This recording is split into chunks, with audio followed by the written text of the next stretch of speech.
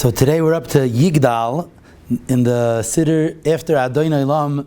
It's printed the song Yigdal Elokim Chai V'Yishtabach, and this song is really based on the Yud Gimel Ikrim, on the 13 principles of faith that is commonly referred to as the Yud Gimel Ikrim of the Rambam. The Rambam in his Pirush HaMishnayos in Sanhedrin, in his introduction to Perek Chelek, to the 10th Perek, he writes Yud Gimel Ikrim.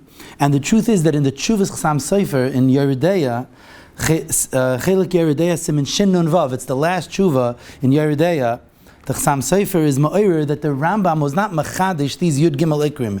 He brings an early tshuva, he brings an early tefillah that's brought down in the Sefer of the Shla HaKadosh in Shara Ois Aleph, brings a tefillah that he calls the Tefillas Rav Tevyoimi, who was in the times of the Gemara. And in that tefillah, it says, Im Yoisher Ikareha Shloish Esrei. And with the straight Ikarim, the Glata Ikarim, the foundations, the principles of faith, Shloish Esrei, 13. So you see already in the times of Chazal, there was a reference to the Yud Gimel Ikrim, to the 13 Ikrim, but it's commonly referred to as the Yud Gimel Ikrim of the Rambam because the Ani Maamins were composed based on the Rambam's introduction to Chelek, where he brings down the Yud Gimel Ikrim. So the song of Yigdal is based on the Yud Gimel Ikrim, and Amrit Hashem, as we go through it, we'll see each line which one of the Ani Maamins it corresponds to. Now, the actual mechaber of Yigdal is a big mavucha. If you look in the Oitzer HaTfilah Siddur, he brings a number of possibilities, but it seems that upon research, and I had zchus to discuss this recently with Reb David Krohn Shlita, who has a sefer Masas Kapai on Tefillah, a number of halakim, and in the Oitzer HaTfilah Siddur, it's taka brought down that there was someone, Emmanuel from Rome, many years ago, that wrote many songs, and he wrote poetry. Some were more appropriate than others, and his grandson, it seems, took part of one of his poems, one of his songs, and composed Yigdal based on that. Now, because Emmanuel himself was a little bit of a controversial figure, it seems that it's not so pashut whether one should say Yigdal. If you look in the Shla HaKadosh, in the Siddur HaShla, he praises this song very much because it's based on the Yud Gimel Ikrim, as we said. However, in the Kisvei Arizal,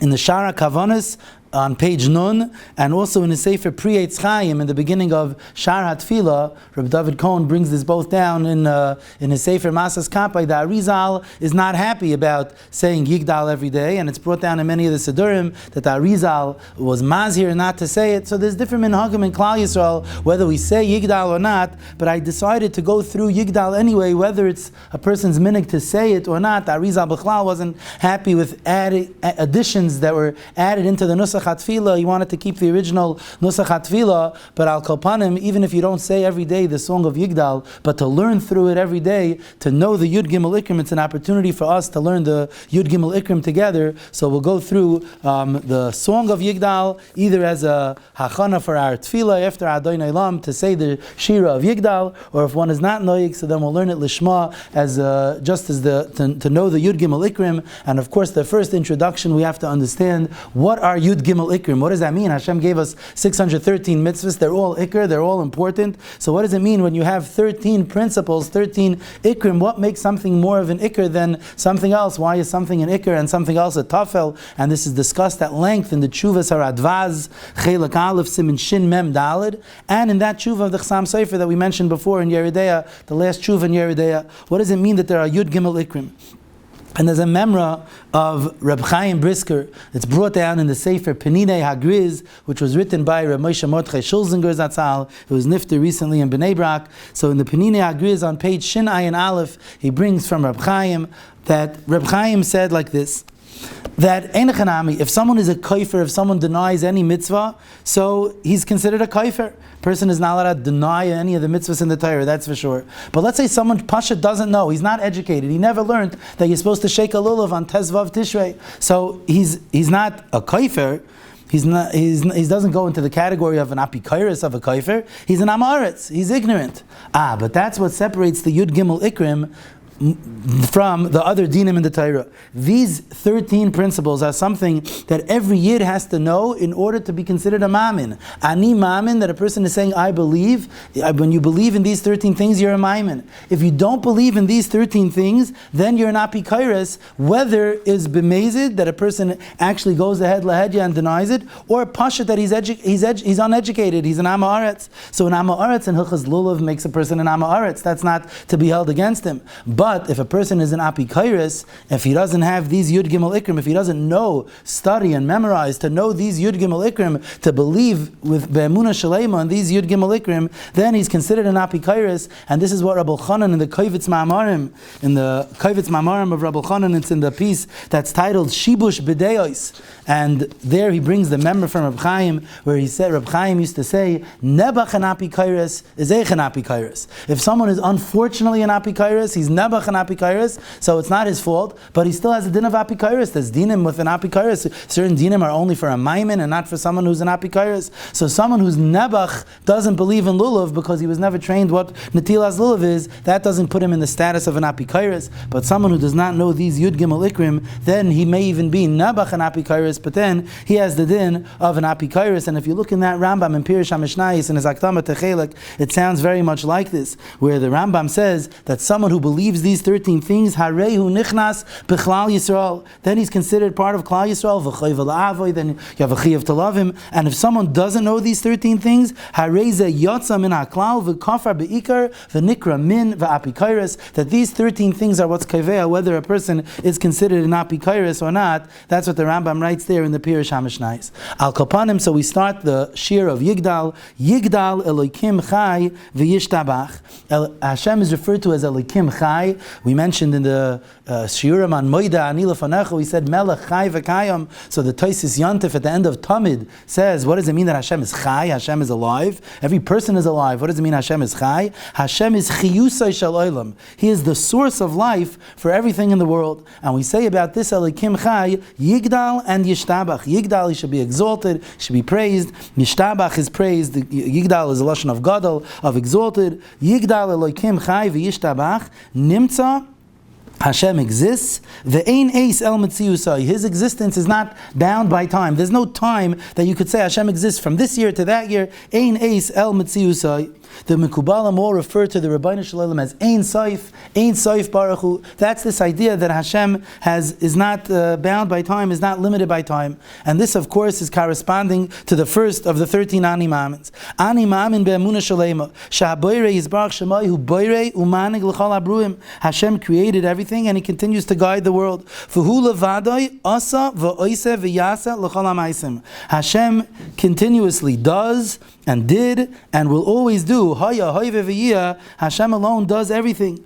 And that idea that Hashem is before everything and after everything ceases to exist, that's the asa, oise, v'yase, that He's not bound by time. That is what we're saying now poetically. Ve'ein eis el metziusai. There is no time. Hashem is asa, oise, v'yase. There's no time that limits Hashem's metzius. The second line talks about the yichud Hashem.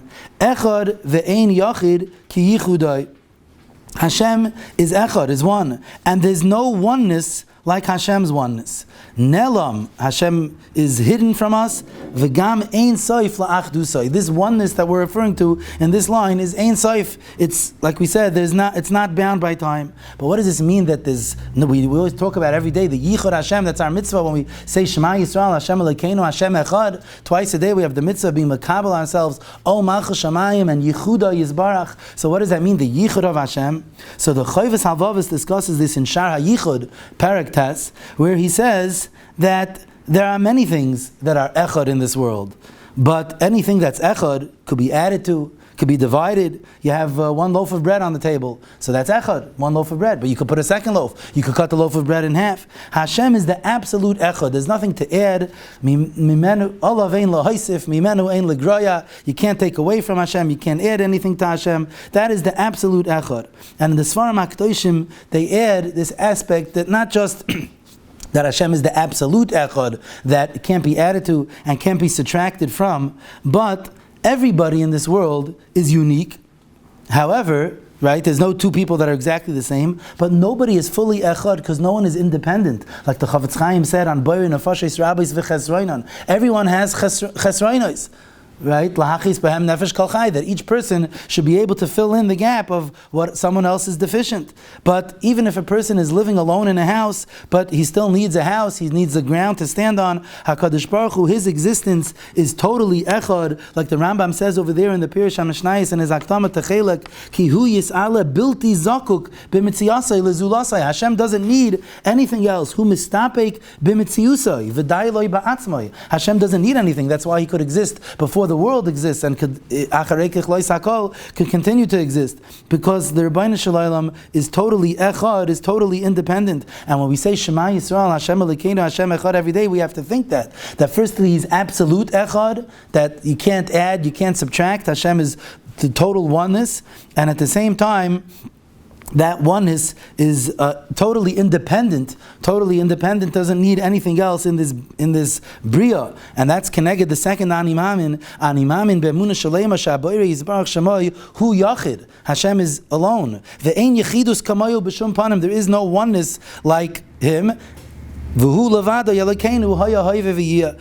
oneness, that Yichud Hashem, that's something that we concentrate on, we makabel on ourselves, Ol Malchus Shamayim, we say Shema Yisrael, Hashem Elokeinu, Hashem Echad, but that's the idea that we say over here, Echad ve'ein Yachid ki Yichudai, and Nelam, we understand that it's hidden, we don't understand the depth of His Achdus, but that's what we think about every day, that Hashem is Echad, and the Rambam over there in Pirush HaMishnayos says that the Makar in the Torah for this one of the Yud Gimel Ikrim, that Ein Yechidus Kamayu is the pasuk that we just mentioned, Shema Yisrael, Hashem Elokeinu, Hashem Echad. So every day when we're makabel Ol Malchus Shamayim, and we say Shema in the morning and at night, and Kriya Shema Lamita, we have to remember when we say Hashem Echad, take a few extra seconds when you say the word Echad, you're supposed to be mamshich the word Echad, and you're supposed to have in mind then that Hashem is Yachid. What does that mean, Yachid? I'm Yachid, there's no one else exactly like me in the world, but Ein Yechidus Kamayu, that there's no Yichud like the Rebbeinu Shalom, that the Rebbeinu Shalom is Ein Soif La'achdusai, it's not bound by time, and also that Hashem is totally independent, that doesn't need anything else in the Bria.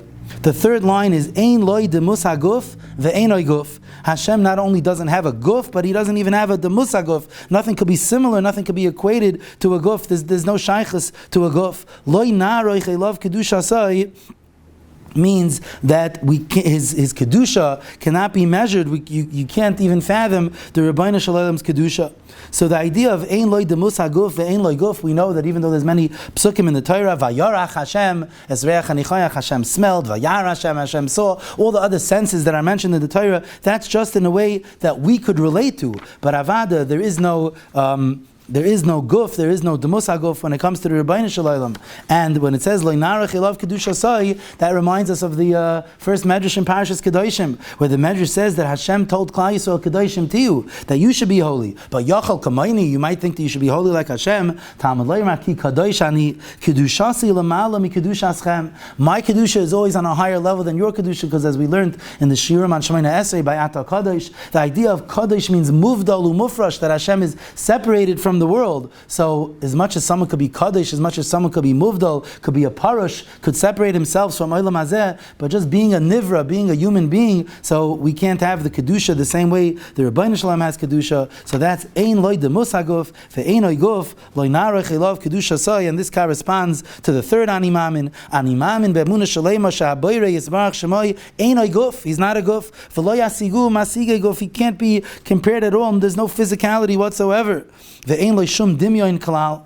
Now here though there's an interesting pshat that two people said the same thing in the Siddur Hashla, Shar HaShamayim, and in the Siddur Beis Yaakov, which is the Siddur of Rabbi Yaakov Emden. Rabbi Yaakov Emden was called the Yavetz, Yud Ayin Beis Tzadi, that's Yaakov Emden ben Tzvi, because he was the son of the Chacham Tzvi. So both in the Siddur Hashla, Shar HaShamayim, and in the Siddur Beis Yaakov, Rabbi Yaakov Emden, they are bothered with an obvious question in the diktuk here. Ein Loi Demus HaGuf. Hashem has no semblance of a body. Ve'ein Loi Guf, and he doesn't have a body. Well, it should be the opposite. Ve'ein guf, he's not a guf, and not only that, ve'ein loi demus haguf. Once we say ein loi demus haguf, there's nothing similar to a body. Why do we have to add ve'ein guf? Yeah, but Pashtus, that's just the way the poetry goes. That's the way the song was written. But they both suggest that maybe you read it like this: Ein loy demus haguf. Hashem doesn't have any semblance, any comparison of a guf, the einoi guf, or He doesn't have a semblance to any nivra that's einoi guf. For example, malachim. Malachim are created by Hashem. They are bruim, but they don't have a guf. They don't have physicality. They're spiritual brios. So ein loy demus haguf ve'einoi guf. Hashem doesn't have the demus, not of someone that's a guf, and not of something that's einoi guf. We know even things that are spiritual. There's such a thing called a form, called the Yetzira. We spoke about it in Elikai Neshama. Ata Verasa, Ata Yetzarta, you formed a Neshama, even though Neshama is a spiritual thing. So even spiritual creatures have some sort of demus, some sort of Yetzira. So we're saying, Ein loy demus haguf ve'einoi guf. Hashem doesn't have the demus of a guf, or even of an einoi guf. But again, the Pashup Pshat remains, Ein loy demus haguf, and einoi guf, that he is not a guf. But this is the Pshat that the Shla and Rivankiv Emton wanted to suggest. The fourth line is, Kadmoin l'chol davar asher nivra.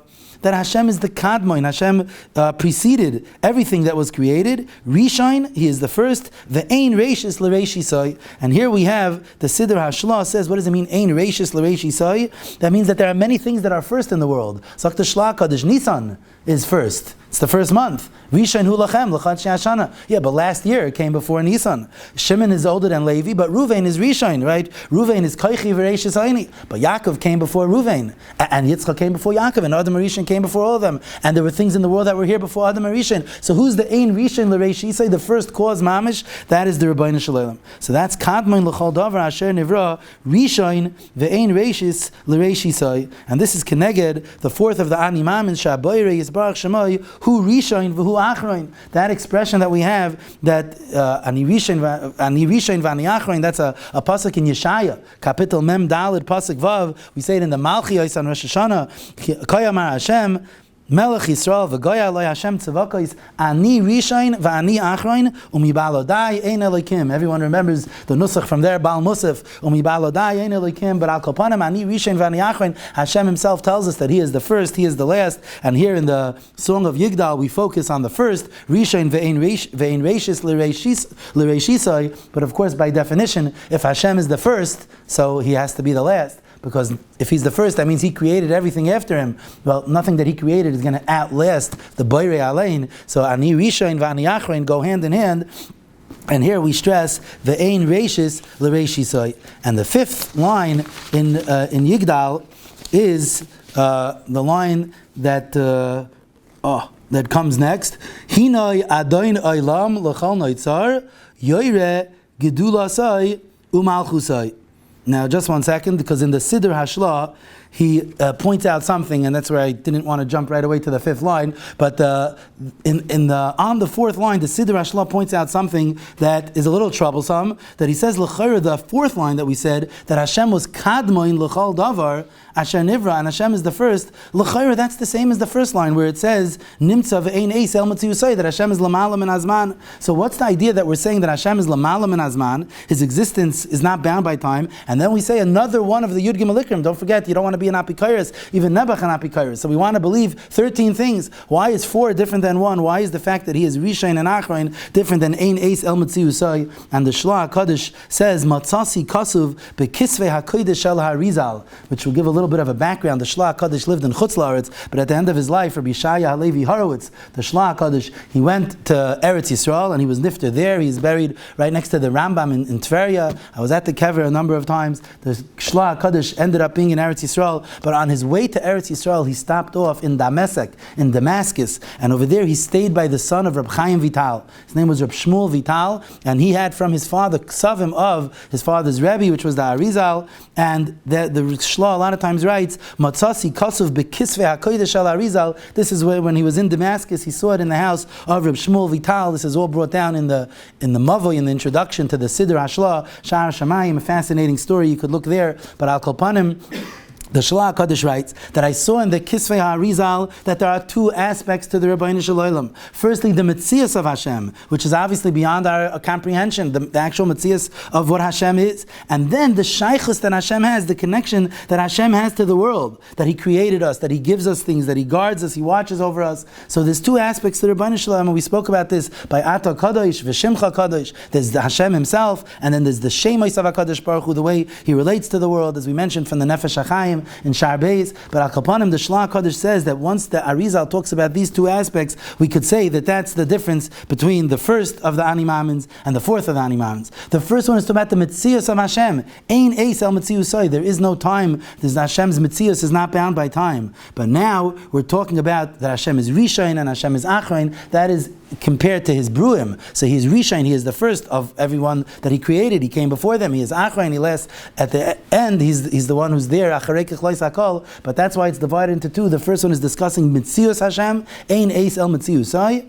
And the second aspect, the fourth line, that is Rishain Vein Reishis LeReishisai. Let's do one more line for today, and that's the fifth line. Hinoi Adonai Olam L'chol Noitzar. Hashem is the master of everything that he created. Yoire Gedulasai Umalchusai. He demonstrates his godless, his greatness, and his malchus. And this is the Keneged, the fifth of the Ani Maamins. Ani Maamin B'Emunah Shaleima Sha'Boire Yisbarach Shemai Loi Levadoi Roi L'Hispalel. To him alone, it's fitting to daven. The Ein Lezulasai Roi L'Hispalel. It's not roi to daven to anybody else. And this needs a little explanation. Why is this the same principle? The idea that Hashem is the master of everything. Adonai Olam L'chol Noitzar. So what does that have to do with the fact Loi Levadoi Roi L'Hispalel? It's true that Hashem is the master of everything, and Hashem is the one that it's roi to L'Hispalel. But why is that? Why does that go hand in hand? So the Pshat L'chayra seems to be obvious, and that is because we know that the Rebbeinu Shem created a lot of koiches in the Bria. The Shemesh and the Areach, the sun and the moon, the stars, the koichavim and the mazalis.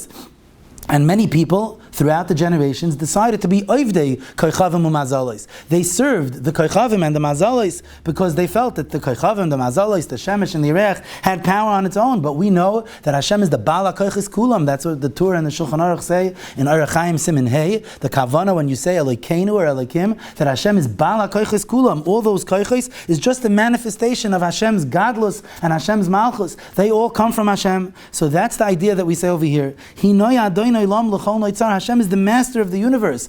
All the other koichos is just yoire gedulasai u'malchusai. That's just a display of Hashem's godless and malchus. Therefore, the Ani Maamin follows that, which is loy levadoi roi l'hispalel. You shouldn't be oivdei koichavim mazalis. You shouldn't dive into those powers because those powers are powerless without the Rebbeinu Shalom. The whole glory and glamour that the sun and the moon have, that all the koichavim mazalis have, is all comes from the Rebbeinu Shalom, and even the Malachim that were given, imbued with certain powers, that we know that the Sfarim say we don't daven straight to the Malachim. When we daven to Malachim, some take out those nuschais bechlal, but even when we do daven to the Malachim, it means we're davening that Hashem should empower the Malachim to give us the bracha. But al kol panim, this is the Ani Maamin of Loi Levadei Roi L'Hispalel. That is a direct hemshech to this idea that Hashem is Adonai Olam L'chol Noitzar. So really the Yud Gimel Ikrim are divided into three categories, and the first one is belief in Hashem, and those are the first 5 Ani Maamins, that's belief in the Rebbeinu Shalom. Then the next 4 are going to talk about the authenticity of Torah and the Nevi'im, and the final 4 are going to talk about the ultimate reward for our Maisim. So tonight we did these first 5, the first category of the Ani Maamins, which is belief in the Rebbeinu Shalom, and again the 5 are that Hashem is Lamala Min Azman, Hashem is Echad, absolute Echad, Hashem has no guf or demusa guf, there's no physicality to Hashem. Hashem, even in the way that he relates to the Bruim, but he is Rishain and Achrein, he preceded everyone and outlasts everyone. And the final one, that Hashem is the master of everything, and therefore Loi Levadoi Roi L'Hispalel, our tefillas should go straight to the Rebbeinu Shalom and only to the Rebbeinu Shalom.